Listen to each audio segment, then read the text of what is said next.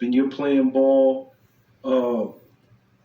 just in the park, you know, one day you want to become Jordan, you want to become LeBron, you want to become Kobe. You have somebody who you look up to. And I asked you, who was that guy for you? And you said Carlos Hathcock. I think that's his name. You know, and early in the conversation, you mentioned patience. And, you know, I had never heard of Carlos prior to our conversation. And once you mentioned his name, I just wanted to learn about this guy.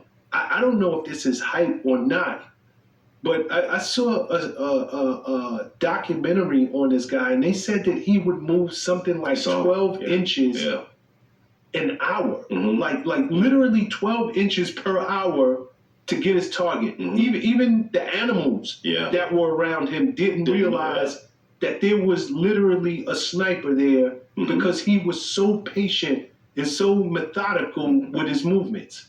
That ain't me. I mean, sniper school, you have to be stalking.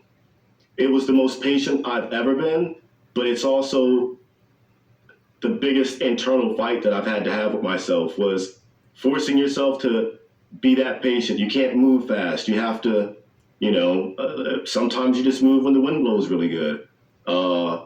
Being that patient, it's not for everybody. It's the worst part of the job is doing that and sitting and waiting.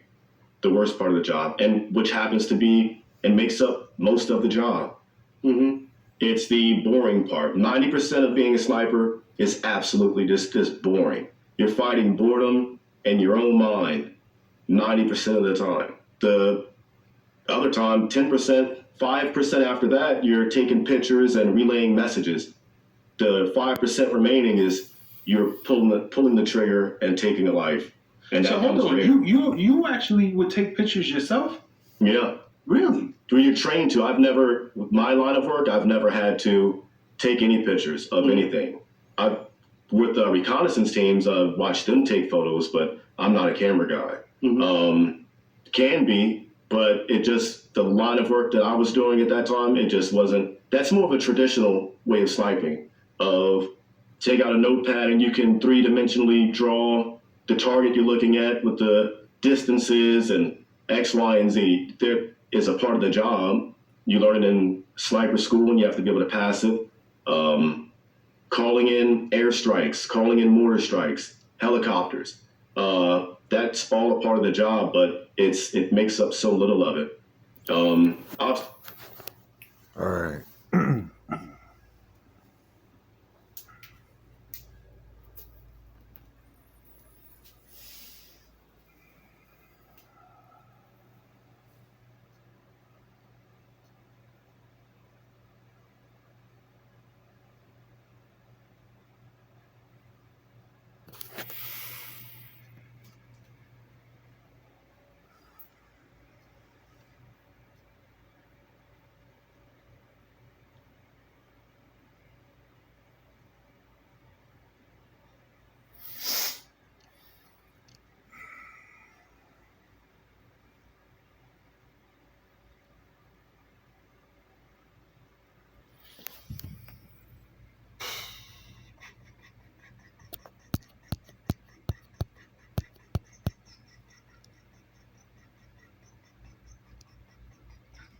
Okay. Stay on the narrow path. So, negotiations have occurred. You're going to keep your end of the deal, and I'm going to keep my end of the deal. We're going to investigate and find out how this happened. And many of you don't understand this new generation of Christians, who they actually work for.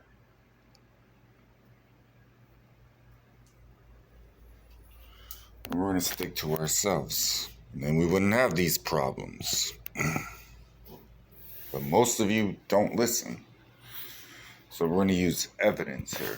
We're going to use evidence. All right? I'll deal with this situation momentarily. I love you.